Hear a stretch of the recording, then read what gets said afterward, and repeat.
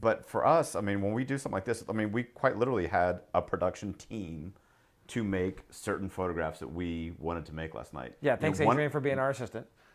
Yeah, thank you. You're way louder than me. Okay, cool. So hopefully this is the Andrew has checked everything that can run out of batteries and or cards beep. Edition. Yeah, beep, beep, beep. Damn it. It just never occurred to me that an audio recorder would run out, because I'm so used to like, you have 462 days of record time left, because we always stick a 64 gig card and we're recording MP3 because it's plenty good. Yeah, fail. Anyways, so today's going to be a special edition. Instead of on the road, we're on the couch. On the couch. But we are on the road. We're in San Diego right now. Lovely San Diego for like 20 hours. So, yeah, San Diego's awesome. Had my first run here in 10 years. It's great. Yeah, San Diego. That's not. Drop my wife off. I'm hanging out for a couple days. You're headed back to Austin tonight. So I figured to knock one more out. Hopefully there'll be 3 more. So I guess it's to 9. So this should be number 9. Yeah. Wow. Yeah, we've had like 4 views. Thank you to Mom and Dad. Yeah, and me watching it 3 times. Yeah. So I mean, before we start, like yesterday we had.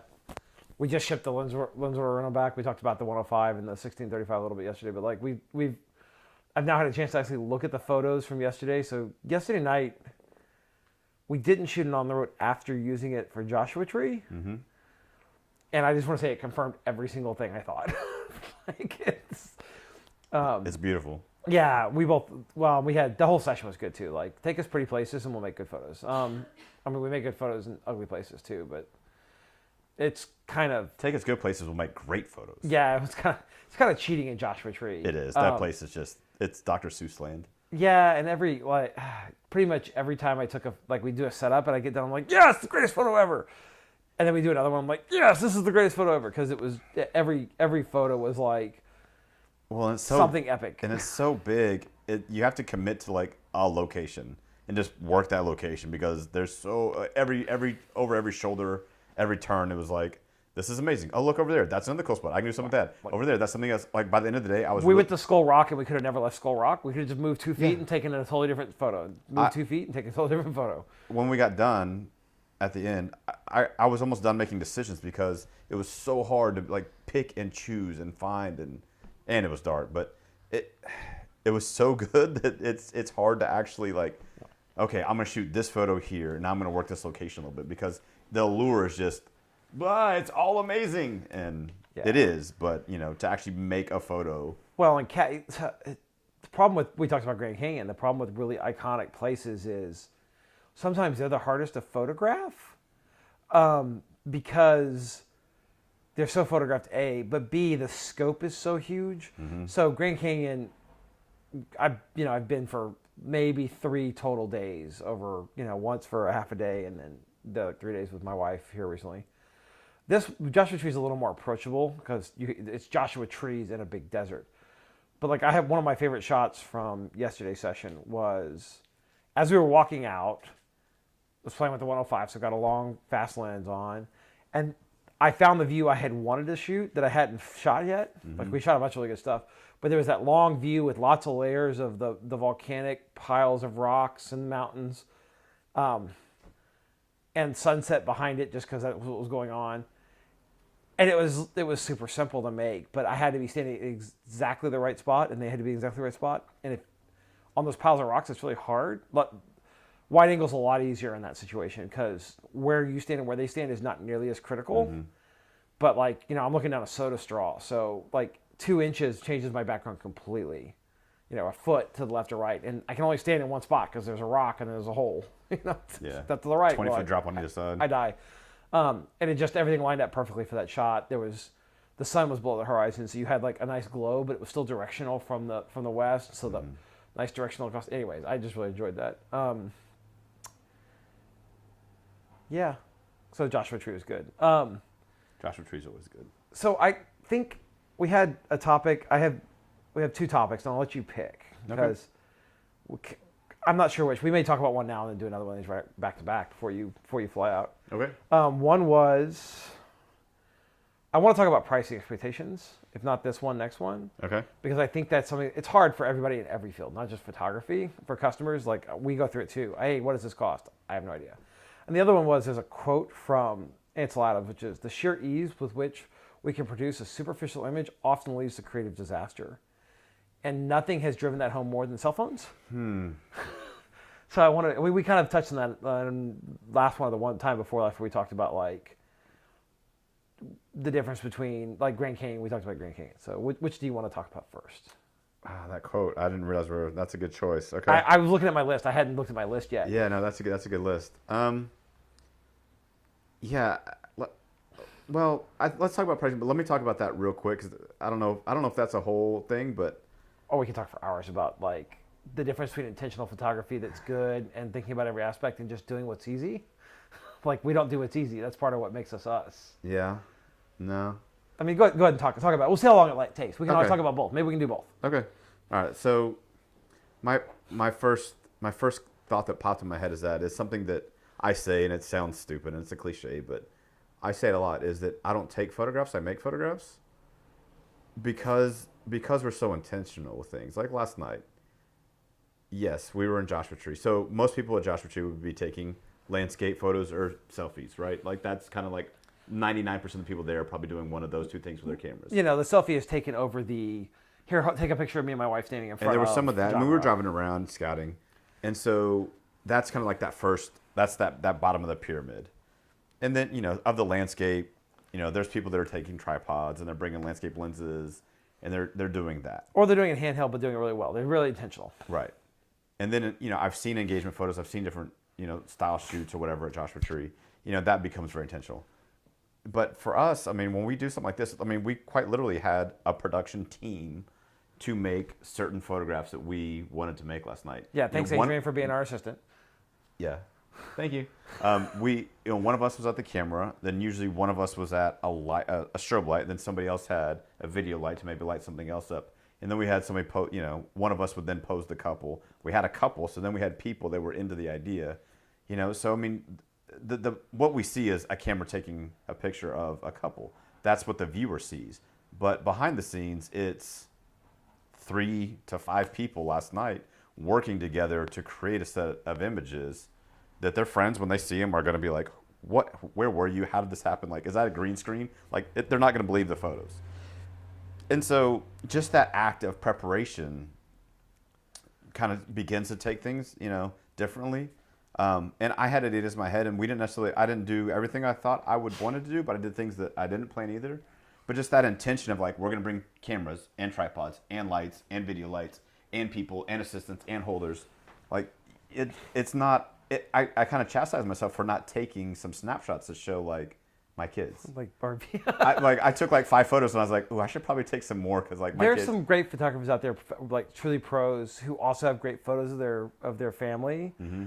But they subject, like, there's a Nat Geo documentary, I forget which one of the Nat Geo guys, and his wife is like explaining, yeah, like, so when he says I'm gonna go take a few photos, I know that means 6 rolls. Yeah. And they're like, he's gonna make them walk over a ridgeline during a thunderstorm. Like, he doesn't do snapshots. Yeah. No, but for my, you know, just landscape, just snapshots. Like, I didn't take very many, and I took some, but I should have taken more. Like, I had some downtime. We were scouting. We were walking around. I should have had a camera like, here, kids, this is what Daddy was doing. The more photography I do, though, the less I want those photos. I know I don't want them. I don't care. They're not going to add anything to my life. I know, but that's and my point being is those are just taking photos. And my mindset yesterday wasn't taking photos; it was making photos. And I knew what I wanted. And I was already in that mindset when we were scouting, when we were there early. And so I wasn't thinking about any of that because my mindset was we're going to make something very intentional. And we're going to make something that when the couple sees it on a big 20 by 30 print, their jaws are going to drop. Like that was the goal yesterday. Yeah. I've almost given, that's the only thing I do. Like, that's part of what made Grand Canyon frustrating for me, is because I don't want to make snapshots. I never want to make snapshots anymore. And at some point I may want to again. If I had kids, it'd probably change. But like, you want to take pictures of the cats. Like, my wife is going, of course you take, but like, I've got 3 lights out, and I've got, I don't take a snapshot of the cat. Mm-hmm. I'm playing with light. I'm making. So like, Grand Canyon was frustrating because trying to make an intentional photo, I knew what I wanted, And it turns out to do that, you need a helicopter. Yeah. Or you need to be willing to hike for 3 days. You just cannot do it as a tourist on the top, which is what I was. So the interesting thing about the Adams quote to me is that he was not saying this during the digital age, right? This is definitely during the film age. It was during the age when, automatic processing was the thing. You could hand your film off probably. I don't know when I should have looked up the date on that quote. But, I'm just for the last 30 or 40 years of the film era, you could literally just run the camera and hand everything else off. So that's pretty easy. I mean, we think of film as hard, but if you can buy a roll of film, drop it in a camera, the camera has an automatic, light meter in it, it's coupled to the aperture on the lens, which most high-end cameras had for the last 30 or 40 years, if not more. Yeah, I mean, you could pretty much do what we do with a cell phone today. It cost you something because you had to buy film and pay for it, but it was pretty trivial to make terrible photos. Yeah. Right. It used to not be. When you were talking about tintypes and glass plate, those type of things. That was alchemy, right? I mean, it was not trivial to make terrible photos. It was might really die. hard to make terrible photos. You might die. So I mean, I think the interesting thing is there is part of the reason that we talk about photography has gotten really, like a lot of things that technology has made easier, it's made it more accessible, which has made it harder to make a living at because the technical skills are less valuable. I'm a very technical guy, so I do a lot of technical things, but you don't have to do that to make good photos. And so what happens is anybody who wants to try to make photos can try. The audience doesn't necessarily understand the difference. It's one of those, you'll know when you taste it, but if you never go to the restaurant that's got 3 Michelin stars versus the place down the corner, you never get that comparison. And so you never know what you're missing. I just think, we talked about how common photography is. That's part of what, that commonality, you're used to seeing the average. So like, the guides at the Grand Canyon had just terrible photos in some of them. There were great photos at the Grand Canyon, like in the guest shot stuff, but like they have a guide and it's like somebody shot it way underexposed. They took the highlight and saved everything, super HDR, saturation to 95, and what do you? It's in here. Oh yeah, I don't need to show people. I mean, it was, but it's just walking today this morning in San Diego to get breakfast. The park benches all have the same photo on them, and it's like a bad cell phone shot that someone put every filter on they could, and they put on bus benches. I'm like, that's the best photo you could find to represent the beaches in San Diego. Like, the beaches in San Diego are gorgeous. Why you got the sun setting over. Why is this the photo you choose? Yeah. So I think that people just don't recognize. Yeah, I think with the commonality of photography, I think 2 things have happened, and they're both, depending on which side of it on. I feel they're both good. I think the proliferation of photography is a great thing. I think because people predominantly take photos on, I mean, literally, it's hard to buy a point and shoot camera these days because mobile photography has gotten pretty good. It's accessible. You always have it. But It's gotten really good. yeah, no, it's gotten really good. I mean, it's killed the point and shoot camera market. So it's done a couple things. One, when people see something better, like discernibly better than what they can do with their cell phone, they have a better appreciation for it because they ask themselves, like, I couldn't do that. How'd you, like, what phone did you shoot that with? I'm like, oh, well, it wasn't a phone, or whatever. But because they've made so many terrible photos, like in the dark, at the margins, and they see what we can do at the same time, they have a greater appreciation because everybody's somewhat a participant in the photography world now. Everybody's creating images.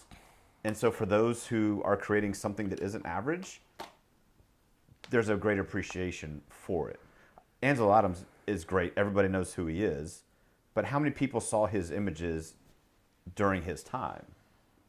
Yeah, he was a working photographer who loved to make landscape photos, which is kind of what, I love to do certain things that, frankly, I don't get paid for. Right. So. Right. But my point being, we could get our photos in front of millions of people almost instantly. Well, we do. And he, It has in no his value to us. lifetime, and I don't know the answer, but I mean, maybe not millions, right? So He had some work with like the U.S. Department of Interior yeah, stuff, I so mean, he had some major. my like, point there. being, the market for it has grown. Yeah. The market for people who appreciate photography and what it can do has grown, but everybody's a little bit invested in it now. Now the downside to it is, and it's one of my favorite quotes from a economist that I follow, Tyler Cohen, is average is over. So if you're an average working photographer, That was the technical people. You can make a living being a technician as a photographer. Right. But for us, you can't know, that's no longer, average is over. So if you're an average working photographer, I don't think that there's necessarily a market. There's some market for you, but it wasn't the market that it used to be. It's same with like bands, right? Like let's say you want to make a living as a band. If you're an average band in the 70s and you got signed to a record deal, you can maybe make some money at it. Now, if you're average, there's no market unless, you know, you do something different, but then you're not average. And so, but the ones that stand out, I mean, Taylor Swift made $170 million last year. Well, what you're talking about is being contrarian. If you go where the crowd is... Not necessarily even, I mean, contrarian maybe, but... I mean, you're saying, though, but if you do the same thing that everybody else does, it's hard to make a living because when there's a bunch of people doing something, it gets marginalized by definition. Right. It becomes a mass market. And in that sense, contrarian, yes, that's how I mean it. Or just being very good at what you do. The people that are very good at photography or making music, and those people...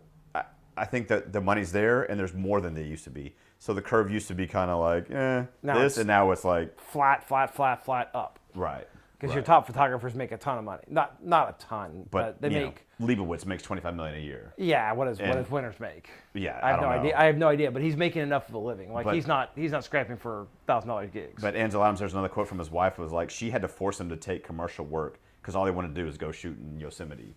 And so like I can't blame him. He got by on grants like he was not a rich photographer. Well, he was not motivated commercially.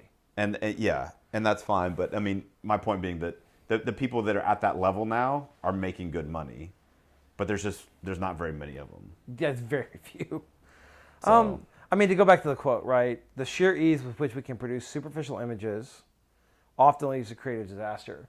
So one of the interesting things about what we do for engagement shoots in particular. So weddings are a weird animal because we're so time constrained. yeah. So a lot of times there, it's literally the best thing we can do in the time we have, which is often very limited. But an engagement is playtime. And so one thing, everybody wants work-life separation, right? So I want to have I don't want to give you my entire day. We do. Why do we do that? Because for us, it's more, I can't make the image I want to make. There's no point in me making an image I don't want to make. So I could do the easy thing. I could say, we'll do an hour. Well, that means we can go to Zilker. That means we can go to Pflugerville Lake, Lake Pflugerville. But I don't get anything that's interesting to me there. So in a way, you talked about Adams only wanted to shoot Yosemite. We've kind of found a happy compromise. Like, I'm not a people photographer. But last night, I used people to create a landscape I liked. And the human element adds something. And, I think that's part of growing. There's a lot of people I know who've gone through that phase. Like, I don't want people in my photos at all. I think a lot of people start out that way. And adding people makes landscapes more compelling because we have an affinity for people. But it also, looking at the photo I published on Instagram today, so the moon rose, we got very directional light for the moon just above the horizon. Joshua Tree on the right, hills in the back with texture, couple standing there with a little light put on them. I mean, it's not super, I think it's great, but, it's not a complicated photo. But if I hadn't been careful about how I position things, if I'd been a little to the right, like I moved 3 or 4 times to get the framing that I want. And I'm 50 yards away from y'all. Like, it was it didn't seem hard to me, but thinking back about all the things that happened there, like, I had to be willing to go to a lot of effort to not make the easy shot. And at that point, that was the last shot we made that night. And we both had, a card full of photos. Either one of us could have delivered we could have deleted the other card. Right. And delivered it, and they still would have been thrilled. So, like, it wasn't about what they expected or wanted. That wasn't the point. So, not taking the easy way out, I guess. I don't know. Anyways, it's just an interesting quote from Adams that I think bears a lot. Because once upon a time, being able to do HDR was a thing, right? Like, knowing the secret sauce in post-production to take a photo at noon and have it look pretty good was a thing. Guess what? A Samsung or an iPhone, you can walk out and go, boink, and the Grand Canyon looks spectacular at noon. Yeah. Because it does in-camera HDR well. But you're still standing it's the superficial, it's easy and superficial. There's nothing there to look at. There's no reason to look at it. Right. Talking about the creativity, though, that aspect of it, something I've been struggling with lately. Sorry. No, that's fine. We're trying to get into good habits as presenters. Something I've been struggling with is creative shoots in particular. I've kind of gotten into, not a rut, but... The first 10 you do are easy to come up with different things and they all seem the same? Oh, not even that. But we've been doing a lot of client work, and I haven't been doing as much personal work. And I've been listening to a lot of podcasts and reading stories that maybe I wouldn't, because I'm trying to look for like sparks. I'm looking for things that connect. So I've been listening to another podcast I really like, Myths and Legends. It's really cool. Check it out. Just listening to like stories and retellings and trying to find like sparks for me, because I have to change my frame set just a little bit of what I want to show people from my own mind and not necessarily in collaboration with a client. And that's something that I've been struggling with is finding those creative ideas. I keep coming back to some series that I've been doing, but I'm really struggling I just haven't been sparked in a way. That's never really been a problem, but I'm kind of in a little bit of a photographer's block. Last night for the first time, I made a landscape photo. Yeah. And I couldn't figure out where to put people. I was like, I know I want to use this, I know I want that, and I have no idea where to put the people. They didn't fit, and I've literally never had that. Well, this was also weird too, because right, I was shooting 100mm fast lens, and you were shooting a super wide, ultra wide. Yeah, which isn't our normal shooting style. But so the interesting thing about that though, so for me, I get bored easily. I'm gonna back up. So I get bored easily. I have a personality. I think you do too. But like, I used to be a software developer. Why am I not a software developer? Because a software developer is actually a really creative. It's a great venue if you have a good place to work, and I had a good place to work. But the problem is you get in a rut where people want you to do the same thing you've done, and I hate that. I don't want to make the same photo I've already made ever again. I don't want to write the same software twice, and so I left that world because it was really hard to. Just the commercial nature of it. They need you to do what they know you can do. So anyways, in photography, my creative work, I'm newer at this than you. So I've been moving through the low-hanging fruit. But I'm already getting to the point, like we're talking about Langtree this year. I don't want to make easy superficial photos. So I'm building props. I have a whole story. I'm trying to do more what you've done in the past. But for me, it's about adding a layer of complexity every time, right? The first thing I did was I got some photo of the Milky Way, and everybody goes out and does that. A lot of people stop there. Or maybe they make that slightly better and they never go beyond that. But then I try to put people in and it's a disaster. I put people in again. And when I get that sorted out, I get the post-process sorted out. Maybe it's not other people don't love the photos, but I like them. They're where I want them to be. Then I try to add some other element. Like this, I haven't done many star trails because I've been focusing on Milky Way and I've done star trails. So I'm kind of over Milky Way. I mean, not that I'm not going to keep doing it, but it's now easy. yeah, And so I'm not, if it's not hard, I'm not really that interested. That sounds really like I'm just looking for a challenge. That's not the point. But you're looking for new problems to solve. I want to add a layer. I want to keep adding layers of complexity. Go ahead. Yeah, I mean, I think, like Milky Way and some of the things that we've done, some of it is figuring out technical problems. And I want to get those skills under my belt. And then when somebody says, hey, we have a cat named Stars. Can we do something with that? The cat flying in front of the stars. My Right, wife was very excited. And then, yeah, but then being able to pull that tool of, I know how to shoot Milky Ways. Let's go do that, and let's get that out, and we're going to add that little bit to personalize it. There's a lot of things I've learned how to do, and then I kind of move on to the next thing. But then when the moment calls, it's like I've shot a lot of sports in my early photography career. I shot a lot of sports, and so I'm used. Like I know those muscle memories, but I don't really care to shoot that much sports. You don't want to go shoot races because it's boring, yeah, frankly. I know, but yeah, exactly. But then there's times where like the moment calls for like... Weddings are a great example of that skill set being really useful. Or then like a client's like, hey, we're runners, can we do something with that? Like, yeah, I have some ideas I've been working on, like, and I already have that fundamental is already underneath me, so I can add like 5% and make it really cool. And so like Stars for me feels that way for like, you figure out how to do it, you figured out how to get to it, and now it's going to go on the shelf and you're going to learn some new things. But then if a client says, hey, I want to do a shooting star. a lot of cars now, not right. stars. But then you're going to combine the two, right? You're going to like, I have Stars. And I'm waiting for that one to happen. I'm going to learn how to do cars, and then I'm going to combine those, and now it's going to be something completely new. Yeah. And so, I think that's a very normal thing of like cooking. We talk about cooking photography. A lot of people don't approach it that way, and I think that's where part of where this quote gets at. The more things change, the more they stay the same, right? Sure. We think digital, it's all totally different. No. So I'll talk about something totally different. Diving. I'm a cave diver, right? So cave diving has a very large skill set. So before you become a cave diver, you have to be a good scuba diver. Buoyancy control is a thing, and you have to understand the technical aspect. If you try to jump into the hard thing, even if you're a really quick learner, even if you're really good, what happens is you're overloaded because you talked about muscle memory. You cannot think through all those things in parallel. You can't think through buoyancy, air management, dive plan management. Where's my buddy? Where's the line? How am I putting in my lifeline? All that stuff. There's just too many things to think about. Photography is the same way. This is why new people who shoot weddings struggle when they're good. They have a good eye. They understand the technology, the tech. Until it's second nature, the pace of a wedding makes it really tough. Yeah, because they're thinking, not doing. You can't think through it. Yeah. There's shots where you have to go zip, zip, zip, and but zip, zip, zip on my Nikons, as I've used them so long, that's 3 stops plus. So I'm swinging from bright sun to shadow. And I know that muscle memory. I don't even think about it. I think back and I realize what I did. But at the time I'm going, oh shit, there's something going on. Well, and I'm hitting that button as I swing. And at that point, you're not worried, like, am I in P mode or M mode or A mode? Like, you're not worried about that. No, I'm worried about framing. Right. I'm moving the focus That's my point. and changing my exposure, knowing where I want the framing from looking at the side of my eye. Yeah. Because I've done that thing so many times. I'm not saying I'm great. Lots of people get to that point. That's not a hard point to get at, but you have to... It's skills building on top of each other. Yes. And so, like, last night was...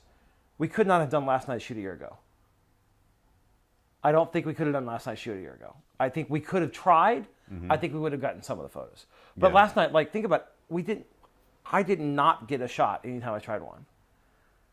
Yeah, I did until the last one. Until the last one, I was good. Until the last one, I was like, I got nothing. No, but I mean, like, I didn't try anything that didn't work. Like, every single setup worked, which means I probably wasn't pushing hard enough, right? But we didn't do anything easy. We've got the muscle memory from having started. We've been doing more night shoots with people. We had a couple who got it. You know, we had buy-in. That's one of the hard things as a wedding photographer is buy-in, right? Oh yeah, we don't want to put the effort in to drive 3 hours to Joshua Tree and then stay out when it's cold and windy and be out there. And you have to have people who are willing to, because it takes effort on the subject's part. It's not a free thing for them. Yeah, they drove in from San Francisco to LA Saturday night so that they could drive from LA to Joshua Tree. And they pay us to do it by that effort in addition to paying us as a business. Like, it requires effort. There's no free lunch. Yeah, I mean, literally one of the people that kind of works with us, Ashley, you know, she's shooting her first work. I think maybe it was this Saturday or next week, and she's shooting a wedding. And she was messaging me last week, and it was like, hey, what mode do you shoot in a wedding? And for me, it's like, that's like, you know, I don't know, whatever mode I need to shoot in. Yeah, people who say, well, you shoot in M. Well, yeah, there's a lot of times I'm in manual, but sometimes I'm in aperture. Yeah, sometimes in time. It depends on what I want. Those are my two. I don't ever use time personally because I don't ever want. But there's people who I know shoot in time and manual, or they shoot in time and AV. Yeah, and that's fine. Whatever works for you. That's part of knowing your equipment and knowing you. But that's what I'm talking about. Like, skills built on top of each other, right? Like, she's been shooting. She's got some good stuff. Like, you can make any mode work on the camera. Yeah, I could go shoot in a program mode, like a landscape mode if I wanted to and make it work. It would just be more work for me. But she's having to think so much now, right? We're on our 150th, 200th wedding. I don't know. She's on her first. So there's things that I just like, I don't know. I'm not worried about. I don't have to, like, my brain doesn't have to worry about that, and I can focus on what I want to. We don't have an answer because we don't. It depends, right? That's usually my answer. Like, maybe. It depends. Which camera should I buy? Yeah. Here's the list of questions. Yeah, exactly. What do you want to shoot? We talked about that. There's no. I really get annoyed. It actually goes back to the Adams quote, like the easy availability of data of answers leads to really bad answers, like bad creative. Like he was getting at, if you don't do something hard, or if you're satisfied with easy, there's not going to be much creativity to it. Well, or if you assume that the technical part is what you should be worried about, and the technical part's easy, you aren't pushing yourself on the creative part, right? Like the technical part should disappear. He had a whole system, the zone system, and all that stuff for exposure, and he was a darkroom magician, but he wasn't thinking about that when he shot Snake River. He was thinking about the composition is great, and he'd been back there, how many times he'd gone there waiting for that storm and that light, and he'd gone there every day, and then it happened. So he wasn't taking for granted the technology. And so today, if you think about it today, you go with your iPhone and you go click, and it does the HDR thing, and it looks pretty good. But what makes the Snake River photo great is there was a storm. Yeah. The light was spectacular. There was a storm. Everything was perfect. So, well, anyways, where was I going? I was going for creativity on there. He wasn't stuck on the technical stuff. He was well beyond that. You have to move past it to be able to get. There's times like if I'm. Well, it's frustrating as a new person, right? Yeah. I want it. I know what I want to produce. I can't produce it. I can give you settings. It's not going to help you produce it. You want to know what the hardest thing in a wedding is? managing the wedding. Yeah. As a photographer, we aren't the planner. We still have to manage the wedding, because if we don't manage the wedding, we don't get the opportunities to make the photos. And that's not just telling the couple, hey, let's go right now. It's talking to the planner. It's talking to the couple ahead of time. It's setting the expectations. It's getting buy-in by showing them what you've done before, which means, yes, until you've done something great, no one's going to let you do something great. Yeah. It's really hard. Yeah, you definitely have to talk your way into some situations to get that first. We could not have got Joshua Tree clients last year either, because we didn't have the kind of work we were trying to produce now. Yeah. And we've done a lot of personal work to get things to show people, to say, it's sort of like these two combined. And then they get it, and they'll give you the effort. Yeah. Let me ask you this. You know, I'm trying to think of some personal things that I want to shoot. Where do you go to get ideas? Where do you go to get creativity? Like, what is your creative process, I guess? Not process. I have a dream where I'm fending off an army. My wife is telling me to put my arms down. I'm going to be the bad boy. No, I read a lot of books. Well, I don't read books. I listen to a lot of audiobooks. Mm-hmm. My biggest problem is not ideas. It's ideas that are possible. Yeah. So you don't hear about most of my ideas, which is like, you hear about crazy ideas, but you don't hear about all my ideas. Like, a lot of ideas get ruled out as, yeah, the Nuclear Regulatory Commission would get involved with that. Or, like, there's just the things that aren't going to be possible. And I've tried to figure out how to do some things that are really hard, and just haven't. Attention span is not the right word, but we're so busy. Bandwidth is a good word. Mm-hmm. Like, I come up with an idea. I talked to Carrie about it. I wanted to do it. But it involves their dancing group, and it involves getting permits to go up on a building, which is a multi-year process. And then they have to get me permission to go up there, which is now harder. And so at some point, I actually just wrote that idea off, because the amount of effort to do it, as much as I want to do it, if she comes back to me and says, hey, Andrew, we're doing a thing and they think you can do it because the building people are cool and they'll put you under our permit and our rigger will rig you up. You just need to pay him, part of his fee, whatever. I'll certainly do it. But it just got to where the paths I knew I could try to make it happen just were an impossibility. And so then I give that up. Astro used to be the really hard thing. And now it's starting to be, it's a crutch. So I'm trying to find, like, the cars is a good example. Mm-hmm. This is where collaborators comes in, because a post popped up from Adrian, who does hair and makeup, but who's also an author and a car person in general, on one of the car groups, and we've been shooting stuff. Apparently, she just on her own went off and was like asking for people to take pictures of cars. I think on our behalf, somewhat. Both of our behalves, because So now we have a list of people who want to shoot with us. That's great, because I'm terrible at that part. Yeah. So that removes a barrier. So now, hopefully, over the next couple of months, we can just shoot, and get some muscle memory on the cars and solve some of the technical problems that we haven't been able to overcome yet. So that hopefully, at some point in the near future, someone will come and say, "Hey, I have a car collection. I'm really loving what y'all are publishing. Would you come? I'll pay you as a business to come do it." So that's like that process. Part of it is I want some new challenge. What am I interested in? Because like you shoot fashion stuff, could not care less. Yeah, but I haven't shot any fashion stuff. No, but I mean, like you were interested in Vogue, and like couldn't care less about that. Right. The last thing I care about. Cars. I'm a gearhead. I used to race. I've got a car. I work on my cars. Love cars. So for me, part of it is what am I interested in being around? Mm-hmm. So like I'm doing for our creative shoot, I'm working on a cyberpunk, like Japanese anime-esque cyborg thing. That's all I'm going to say about it. Because I'm like, that's the sci-fi genre I'm reading right now. Yeah. So it's interesting to me to try to recreate. And it's also an excuse for me to build some props and do some of the prop building work that I've always wanted to do and see if I can make good looking props. And hey, I can photograph them as part of the shoot. Mm-hmm. So part of it is one of those, what job can I take on so someone will pay me to have the hobby I want? I mean, that's kind of part of where the creative part comes from. Mm-hmm. I'd love to be at CODA photographing race teams testing or whatever. And there's people we follow who are, and I don't know how they got there, but I can imagine that part of that process was, I like being around this type of thing. You can sneak by.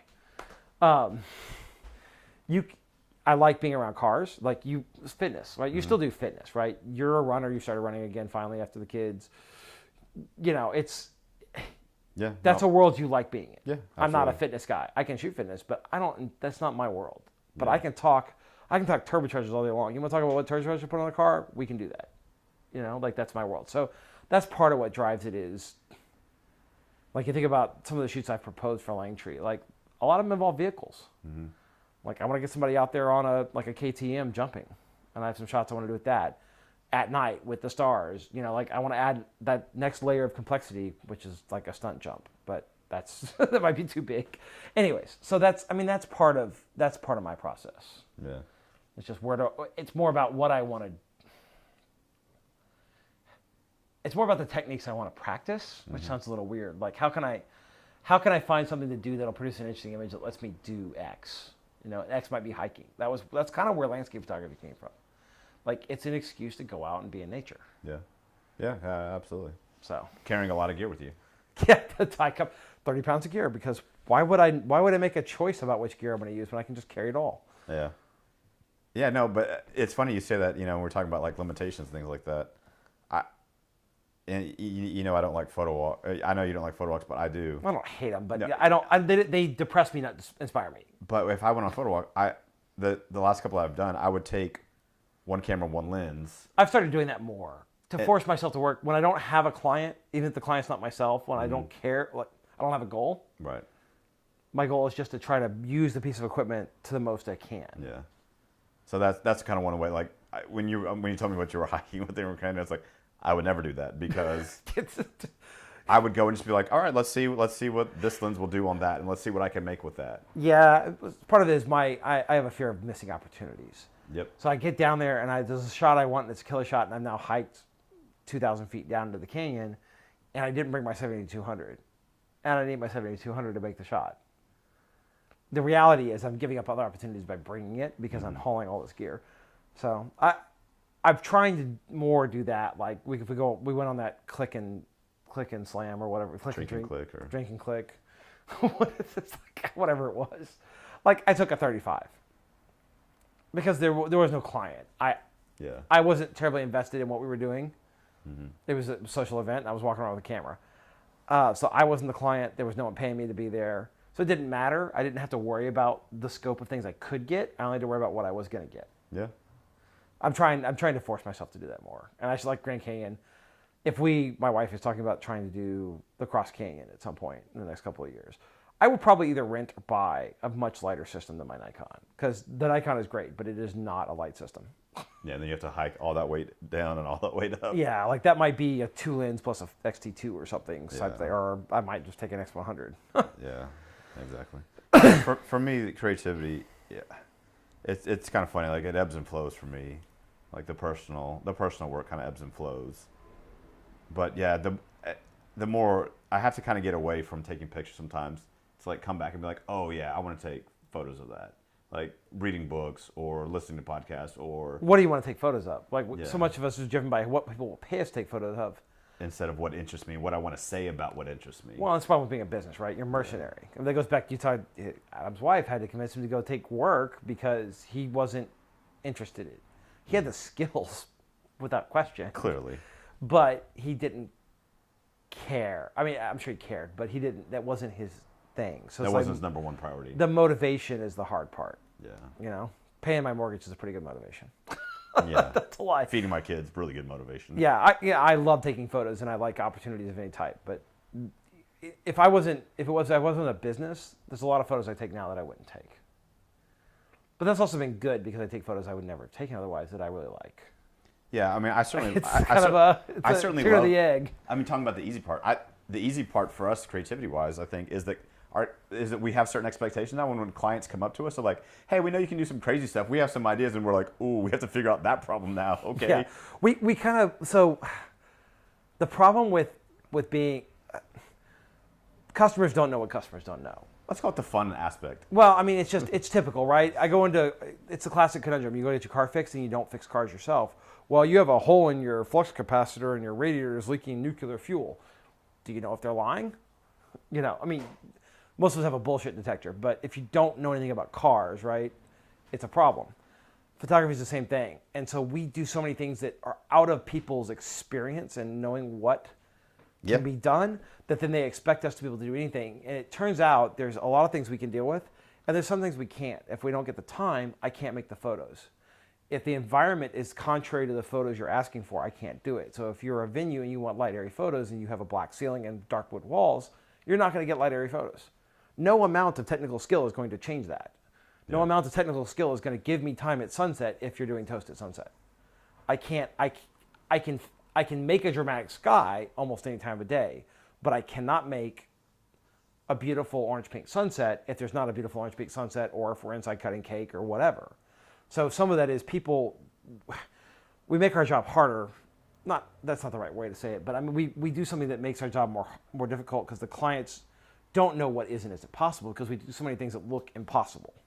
Yeah. Right? They see photos like, we were standing right there and this is not what it looked like. All the time. But that leads to, oh, but you can take care of this, right? That's the classic thing that photographers get is, oh, you can Photoshop that. And the answer is no, we usually can't. Here's the bonus tip for us. We don't Photoshop very much at all, if ever. Well, and the answer is, we're getting real low on this battery, so we'll wrap it up. The answer is, yes, I could, but that's time, and as a business, time is money. Yeah. And so we don't quote doing that kind of editing. And this is we'll talk about pricing next one, I guess. Yes, I could do that, but do you want to pay me to do that, or can we just move the trash can? If you want me to edit a trash can out of 1,000 photos, that's $25 an hour for 1,000 photos, and it's going to take 15 minutes a photo, or 10 minutes a photo. Like, you don't want to pay for it. I don't want to pay for it. Let's just move the trash can. Right. Like, don't think we can just do anything for free. That's, I think, one of the things that, not for free in terms of time. A lot of people don't know what costs time. Mm. Yeah. That makes sense. They don't understand the limitations. Yeah. So. Cool. So this has been On the Couch. Yeah, On the Couch with Josh, and next time we're gonna have beers.